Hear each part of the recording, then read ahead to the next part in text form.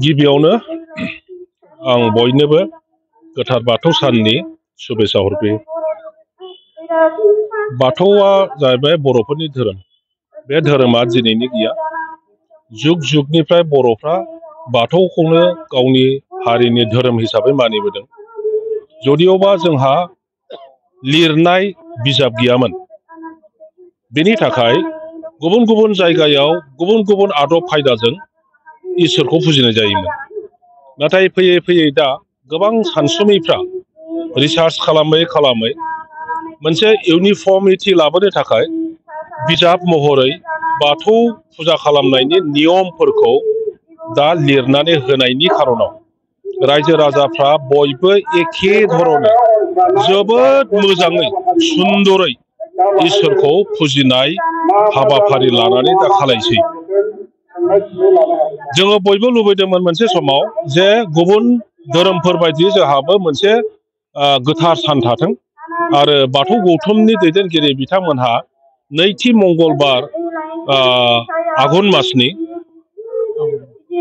माग मासनि नैथि मंगलबारखौ लुबैनायलाय बिटिसि सरकार आरो आसाम सरकारनि गनायथि मोननायनि उनावहाय बेखौ दा सुंदरै फालिनाय जादों आरो इयुनाव जोङो साबसिनै फालिलांगोन।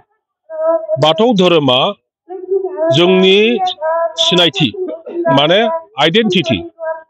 बाथौ धोरोम नङाब्ला बर'फोरनि आइडेन्टिटिया फुरा जानाय नङा, फुरनांगौ नङा। खारन बे धोरोमाव जोंनि आखल आखु, रायलायनाय, बुजिनाय, जोंनि साननाय हनाय, गाननाय जोमनाय, खननाय, मोसानाय, दामनाय देनाय गासिबो रिलेटेड।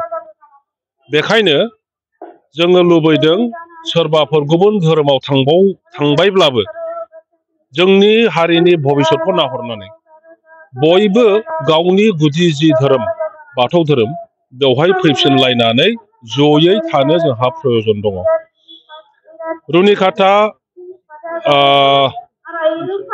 आन्सलिक जि बाथौ गौथुम दङ, बिथांमोनहा बोसोरे नैबे आसाबारियाव थानाय बाथौ थानसालियाव दिनैनि दिनावहाय खेरायो आरो मैयानिफ्राय लानानै मोजाङै बेवहाय समग्र ओनसोलनि गोबांथार, आं मिथिनो मोनला खयथा गामिया बेवहाय फैयो, किन्तु गासिबो रुनिकाटा ओनसोलनि गामिनि बाथौआरि बिथांमोना बाहाय जयै फैनानै मोजां गाज्रिनि सम्पर्के रायज्लायो, बोरै बोरै थांना थानांगौ बेफोरनि सम्पर्के रायज्लायो, जोंनि हारिया मा जागासिनो दं बेफोर खोथा बाथ्राफोरखौ रायज्लायनानै इयुनाव फैगौ बोसोराव जों माबोरैहाय साबसिनै जोंनि गथ' गथायनो लेखा फोरोंनो हायो, जोंनि थांनानै थानायनि बेबस्थाफोरखौ जोङो बोरै साबसिन खालामनो हायो, बेफोरखौ सावरायलायनानै डिसिसन लानानै आगोललाङो।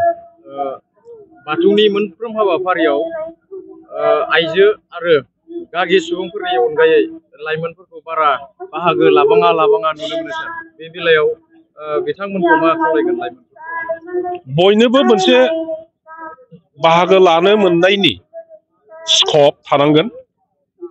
दासान्दि नुनो मोनदों खालि गागि बा हिन्जाव मानसिफोरल' नङा, दा सेंग्रा सिख्लाफ्राबो बाथौ फुजा बा बाथौनि जिखुनु प्रग्रामाव फैनायखौ जों नुनो मोनदों।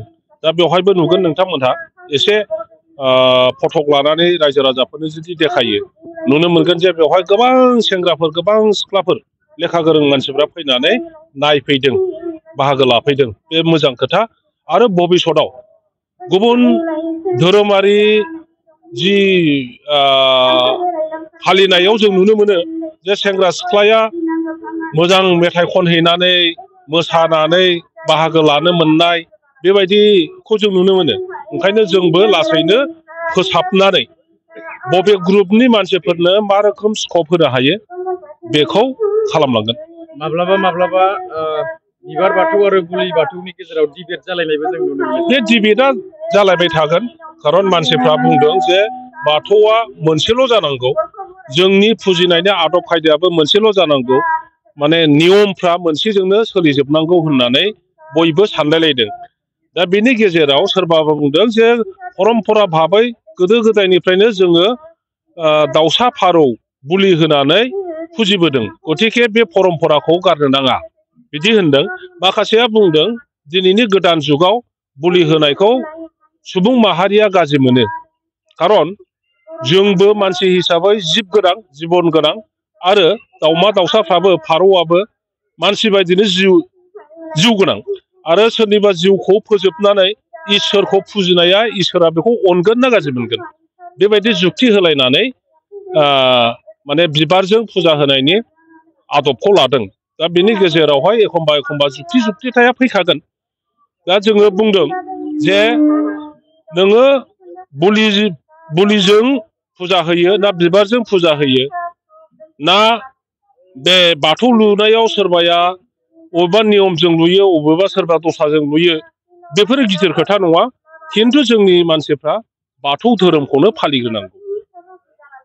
मोनसे समाव सानसुमैफोर ओंखारगोन, जोंनावबो गिदिर सानसे बेलासे सोरबा माने महापुरुष ओंखारगोन।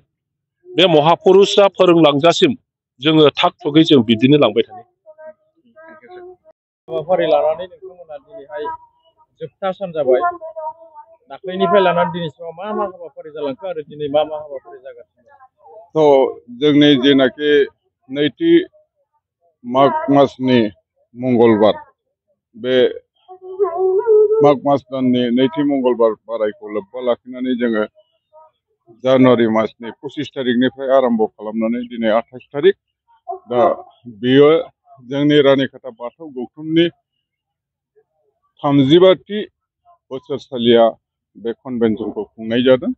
बेवहाय जोंहा सनिबारनिफ्राय आरम्भ खालामनानै बेवहाय जों माखासे लाइमोन आफाद, अजा आफाद आरो गागि आफाद, माइनाव आफाद जयै मोनसे थान्दै मेल लानानै बेवहाय माने जोंनि बे आन्सलिक बियाबा दिनैहाय बाथौ धोरोम सिबियारि हिसाबै मा हाबा मावोब्ला जोंनि सुबुं समाजा जोंनि गेजेराव मोजां गथ' गथाय जोङो फोरोंनो हागोन, बेबादि मोनसे माबाफोरखौ जोङो बे थान्दै मेलाव सावरायनायनि गेजेरजों माखासे जोङो प्रस्ताब दैखाङो आरो बे जायफोर प्रस्ताबखौ जोङो दैखांनानै लायो बेफोरखौ हयथ' जोङो जिल्लाफ्राव बेफोरखौ दैथायहरगोन उननि समाव। आरो बेबादिनो नैथि सान हिसाबै बे माखासे जोंनि जिनाखि 42था गामि जोंनि बे बियाबनि सिङाव दङ, दिनैहाय बैफोर 42था गामिनिफ्राय गोबां जोंनि रायजो राजाफ्रा नैबे कनभेनसनाव गोबां